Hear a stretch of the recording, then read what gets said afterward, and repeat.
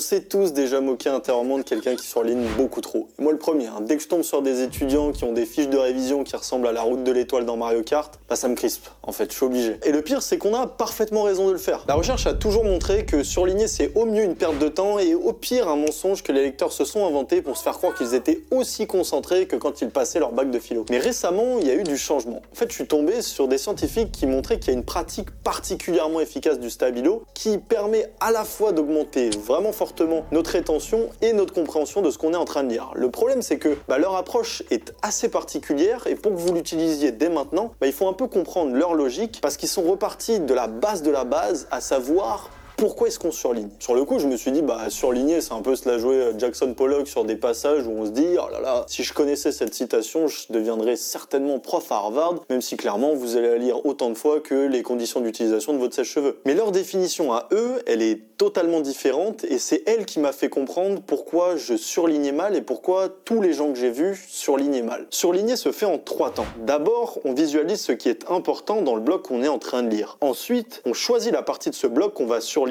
et enfin, on essaye mentalement d'intégrer ce qu'on vient de surligner avec ce que l'on sait déjà sur le sujet. En théorie, pour être un graffeur pro du stabilo, il faudrait suivre à la lettre ces 3 étapes. Mais bon, ça c'est en théorie parce que 90% des lecteurs n'arrivent pas du tout à suivre cet enchaînement pourtant hyper simple. On sait qu'on est des flemmards, on sait qu'on a la flemme de trier l'information après 50 pages d'un cours sur la Russie au Moyen-Âge, on stabilo bosse tout le paragraphe et c'est bien plus simple comme ça. Et c'est là que c'est énorme ce qu'ils ont fait, c'est qu'ils sont partis de ce constat qu'on était des flemmards et ils ont construit un ensemble de 3 règles qui créent une utilisation flemmarde et paradoxalement brutalement efficace du stabilo. Leur premier constat, c'est que le lecteur souffre de FOMO, Fear of Missing Out, en français, la peur de louper une information. Le stabilo nous fait croire que dès qu'on trace un trait, on imprime la phrase dans notre mémoire comme les génies à 324 de QI, alors qu'en fait, moins vous utilisez le stabilo, plus vous accorderez de la valeur à ce que vous surlignez. C'est une mécanique connue. Imaginez-vous sur une île déserte à l'abandon après un crash d'avion, il vous reste un papier et un stylo plume pour écrire vos derniers mots à ceux que vous aimez. Plus vous avez d'angles, plus vous allez vous lancer dans des tirages gigantesques qu'en fait, même les personnes qui vous aiment le plus ne liront jamais. Alors que s'il ne vous reste que quelques gouttes, et vous allez prendre des journées entières pour réfléchir ne serait-ce qu'à la première majuscule de votre mot. Soyez donc minimaliste, à la fois sur la quantité de surlignage que sur la quantité de ce que vous surlignez. Par exemple, on ne surligne jamais des phrases, seulement des mots-clés. Les mots qui expriment le mieux l'idée qui vous intéresse. Ici, l'astuce, c'est de se demander à chaque fois, dès que vous surlignez des mots-clés, est-ce que si vous y revenez dans un mois et que vous relisez seulement ces mots-clés, est-ce que vous comprendrez l'entièreté de l'idée qui vous intéresse? Et si vous voulez mieux comprendre le concept de mots-clés, je vous ai partagé en commentaire un mini-cours qui vous éclairera sur ces sujets, en plus d'autres techniques pour lire plus rapidement. Mais la deuxième règle assez étonnante qu'ils ont trouvée, c'est qu'avoir plusieurs couleurs de stabilo, ça fonctionne très bien, mais à une condition. Quand je lis un gros pavé de géopolitique, j'utilise du bleu pour les concepts, du orange pour les exemples historiques et du jaune pour les idées clés. Mais je ne dépasse jamais plus de 3 couleurs, sinon je tombe dans le piège de l'arc-en-ciel. Chaque couleur doit apporter de la clarté et jamais de la confusion. Et pour ceux qui n'ont qu'un seul stabilo, vous inquiétez pas, vous allez créer ce qu'on appelle un code de surlignage. Entourez les concepts, encadrez les exemples et faites une petite vague pour les idées clés. Si vous le mémorisez et l'utiliser régulièrement, ce code peut vraiment faciliter grandement la tâche pour des formats réguliers. Par exemple, lire l'actualité internationale, lire les cours de votre prof d'histoire, etc., etc. Mais surtout, on y vient enfin, la règle ultime à ne jamais enfreindre avec votre stabilo, c'est